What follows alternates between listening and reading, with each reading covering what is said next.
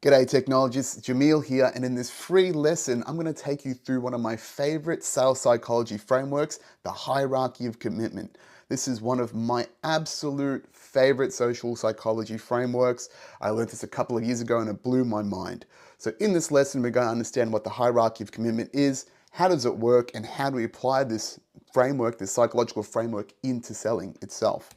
Now, if you've never met me before, my name is Jameel Raymond. I'm the founder of Tech Sales Academy. I'm a 2x top 1% account executive, #1 virtual seller worldwide, had a pretty prestigious career selling tech without missing, and now I teach technology sales to non-tech people just like myself. Okay, so got a good idea of what I'm talking about, and I'm here to make teaching tech sales fun. So, sales is a basic lever of value over price. We as great sellers are trying to generate as much value for customers as possible and put that in our favor. So when it comes to reveal the price of what this costs, it seems like a no-brainer investment and they buy ASAP. So what we need to understand as people, what do we value more than money? Okay. And the answer to that is in this social framework, the societal framework called the hierarchy of commitment. And this is something I learned a few years ago whilst developing my own intellectual property to develop Tech Sales Academy. And when I found out through the great Matt Church at Thought Leaders Institute, it blew my mind. And it's very similar to Maslow's hierarchy of needs, if you've ever heard of that before, where it talks about what people's needs are all the way up to self-actualization. And what this is really towards the pointy end of self-actualization, where we talk about what we as individuals perceive to be valuable in society, in our egos. Okay, and that hierarchy goes from money, time, energy, and identity, and there are value pools that we go and explore in between, which is what the rest of this lesson is. Let's have a look. So, money. Money is the lowest form of commitment, even though it dominates our lives, right? Money is circulating everywhere. Money is an exchange and a store of value, okay? We exchange money in proportion to what we value we are exchanging it for. So if we are a car lover, then we will spend all of our money towards a Ferrari because we love cars. But if we don't value cars or don't value Ferraris, then we won't get as much. We'll get something smaller and cheaper. And it's very important to understand, not just in sales, but in life, that money is a resource of opportunity. It's not an outcome, right? You exchange and you have money for the opportunity for goods, for services to fulfill whatever wants and needs you have in your life. Those of us that hoard money for the sake of hoarding money are those empty billionaires that we talk about that aren't happy for any reason, right?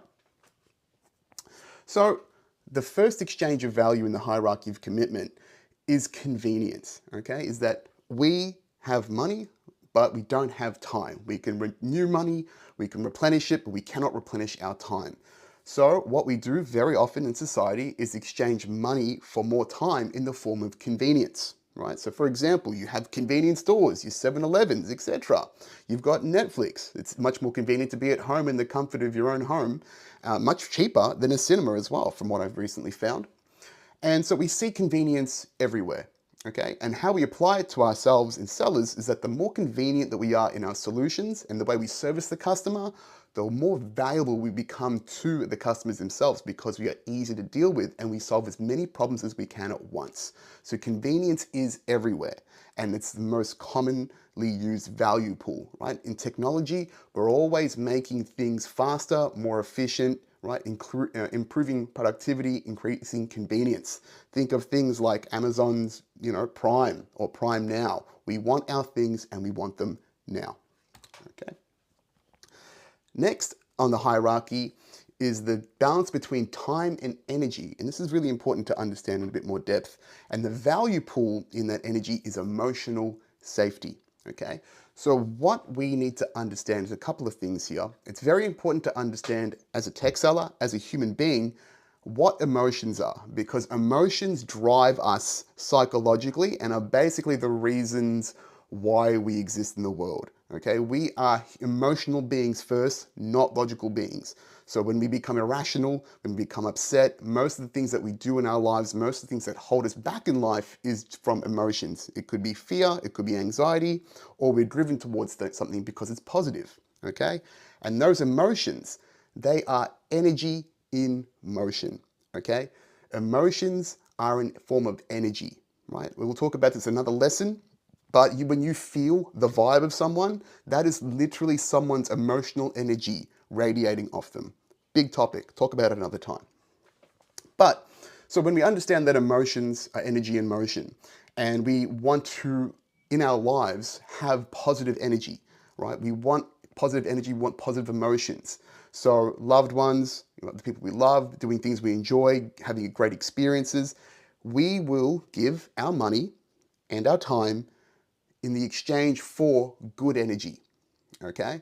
So we will spend money on people we love. We will spend things on our hobbies and our experiences because they give us that great emotional energy.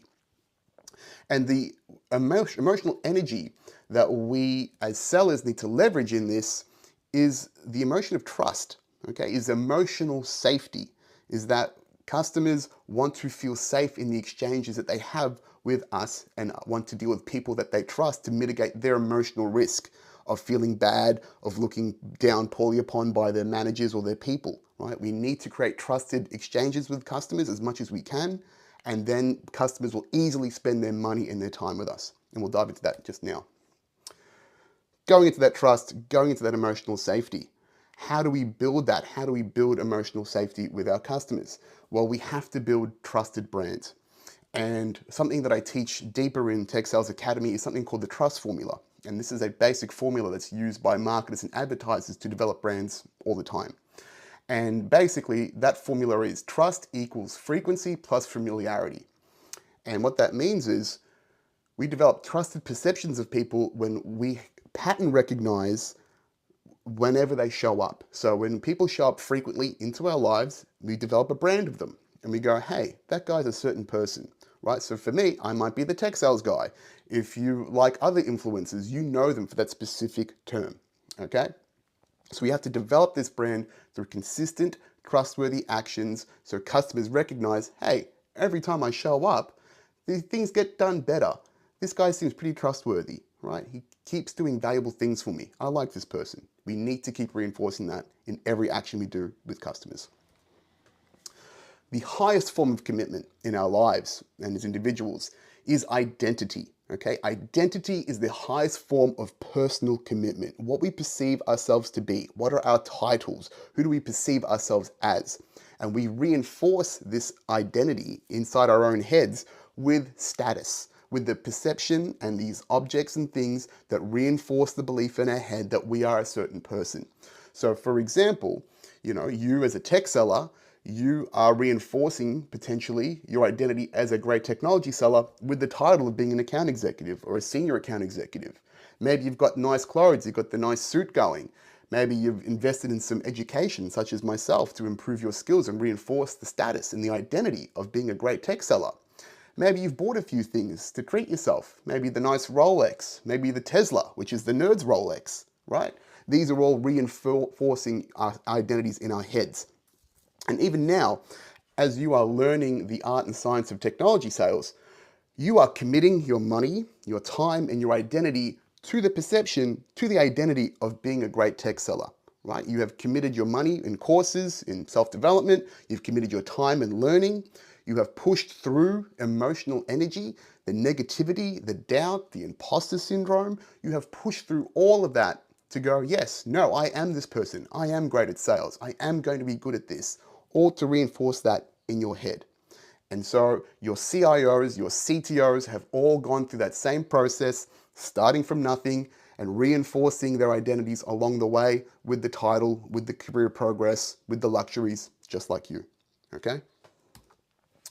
So when we can reinforce identity in a customer and make them look good and reinforce their identity of who they think they are in their head, they will happily commit their money, time, and energy to us because we are the safest, most efficient, most trustworthy way for them to reinforce their identity through the solutions we sell, through the projects we deliver, whatever that might be.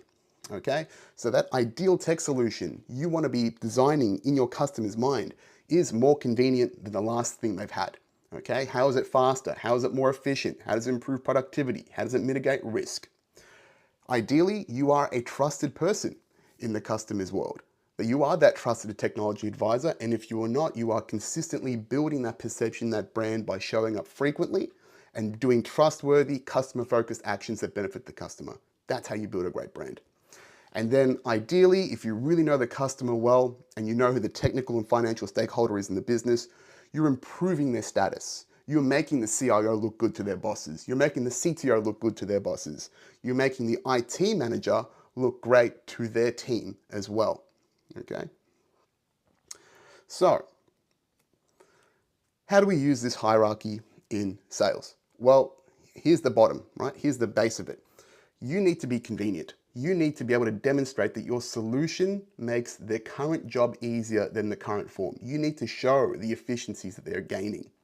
And if you are doing multi-product or multi-architecture solutions and they have various needs, how can you meet as many of those needs as you can at once? Because that's one of the great benefits of being a multi-architecture vendor or service integrator, is that you can tick as many boxes as possible.